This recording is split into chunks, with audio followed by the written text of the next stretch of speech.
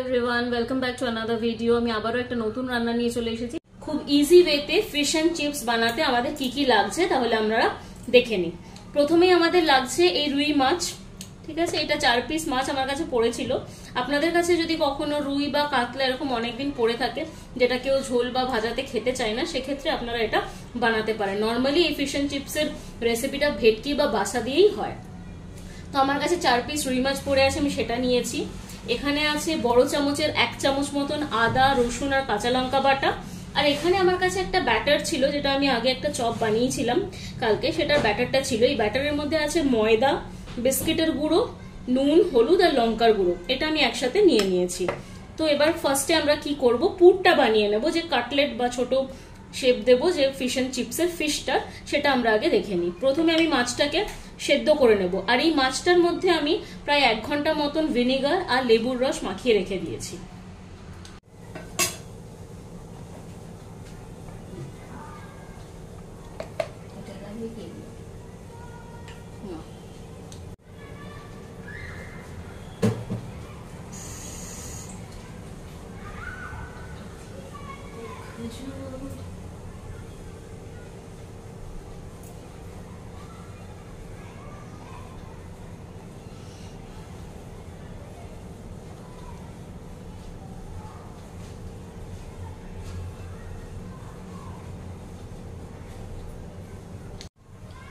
মাছটা আমার একদম সেদ্ধ হয়ে গেছে। এই সময় আমি গ্যাসটা অফ করে জলটা একটু ঠান্ডা হতে দেব। তারপর আমি জলটাকে ফেলে দিয়ে মাছগুলো একদম একটু ঠান্ডা হয়ে গেলে আমি এটাতে কাঁটাগুলো সরিয়ে ফ্লেশটা বার করে নেব, একটাও যাতে কাঁটা না থাকে। তো আমি গ্যাসটা অফ করে দিচ্ছি, একটু ঠান্ডা হলে আমি মাছ থেকে কাঁটাগুলো বার করে আপনাদের দেখাচ্ছি। তো মাছটা আমি সেদ্ধ করে নিয়েছিলাম যেটা, সেটা আমি কাঁটাগুলোকে বার করে আমি মাছটা জাস্ট নিয়ে নিয়েছি। এবার আমি মাছের এই ফিলিংটা বানাবো। এই যে রেসিপিটা আমি দেখাচ্ছি এটা কিন্তু আমি নিজে একটু কাস্টমাইজ করেছি আর খুব ইজি ভাবে দেখিয়েছি। ঘরে এরকম পিস পড়ে থাকলে বা ঘরে খুব তাড়াতাড়ি কোনো হঠাৎ করে কোনো গেস্ট এসে গেলে আপনারা এটা বানিয়ে খাওয়াতে পারেন। তো এবার আমি মাছের ফিলিংটা বানাবো। প্রথমেই আমি সাদা তেল দিয়ে দিচ্ছি। বড় চামচের 3 চামচ মতন আমি সাদা তেল দিলাম।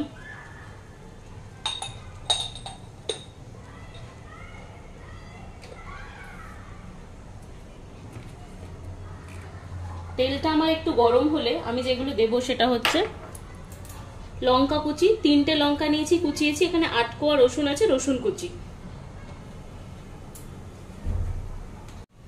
তো আমি রসুনটা দিয়ে দিচ্ছি। এবার আমি লঙ্কাটাও দিয়ে দিচ্ছি।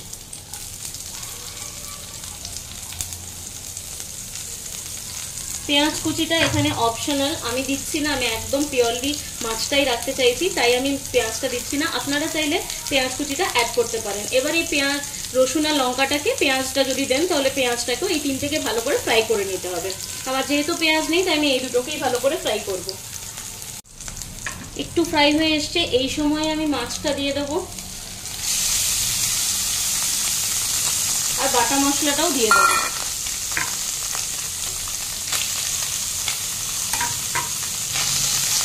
দিয়ে এটা আমি ভালো করে কষিয়ে নেব।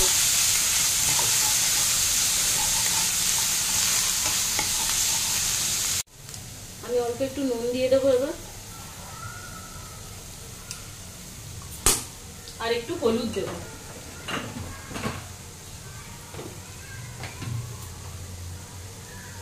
একটু হলুদ দিয়ে দিলাম।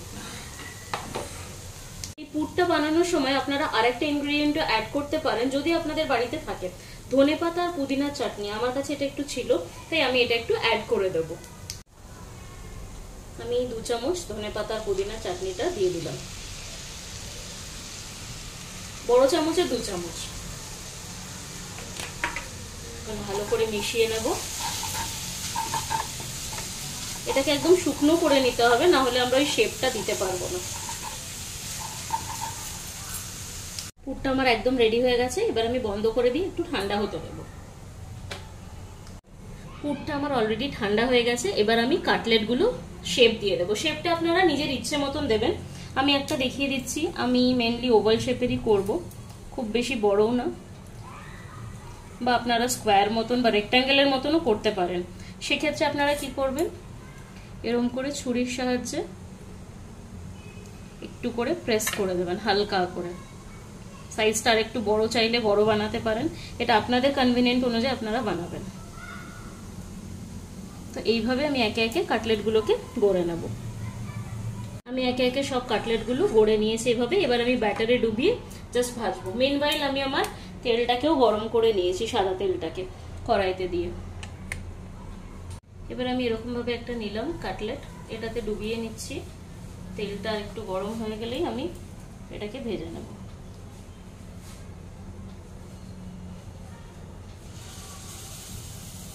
এভাবে আমি একে একে সবগুলো ছেড়ে দেব। এভাবে আমি একে একে সবকটা কাটলেটগুলো ছেড়ে দিয়েছি। এবার একটু লো ফ্লেমে আমি এটাকে ফ্রাই করে নেব। খুব বেশিক্ষণ ফ্রাই করার দরকার নেই, মাছ যেহেতু অলরেডি সেদ্ধ হয়েই আছে। পিঠ হয়ে যাওয়ার পর আমি এভাবে একে একে উল্টেও দিয়েছি। এবার ভাজা হয়ে গেলে আমি এটাকে তুলে নেব। তো এগুলো আমার ফ্রাই করা হয়ে গেছে, এবার আমি এটাকে উঠিয়ে রাখবো।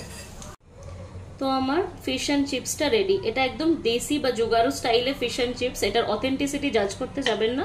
আমার ঘরে যা যা ইনগ্রেডিয়েন্ট ছিল আমি সেটা দিয়েই নিজের মতো করে বানিয়েছি। আপনারা এভাবে বানিয়ে দেখতে পারেন, টেস্টটা কিন্তু খুব ভালো হয়।